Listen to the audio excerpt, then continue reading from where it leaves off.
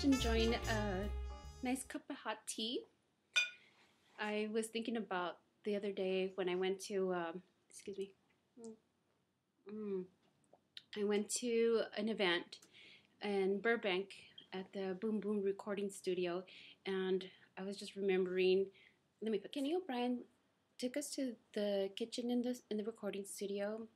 There were a few other media people there, and a couple of fellow bloggers, and he taught us about how he uses honey, at his home, and how he sometimes suggests, for the artists that he's working with to use it when they have a cold or, between lessons, to help soothe their throats because, as you may know, musicians, singers, they use their voices quite a bit, so they need something to help soothe their throat, and that honey is one of the remedies.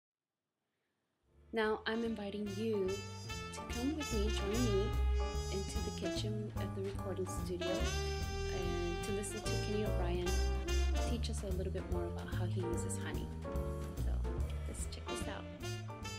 Aquí vamos a hacer una que es muy rica, que es la de canela con miel y limón.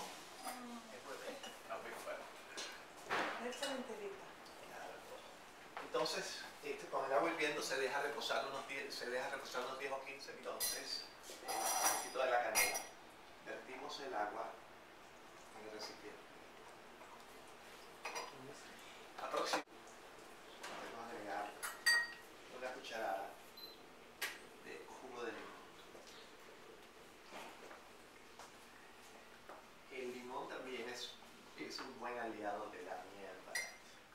A mí me gusta bien dulce, yo le agregaría por lo menos unas 4 cucharadas de miel por lo menos. Me gusta dulce. Dulcísimo.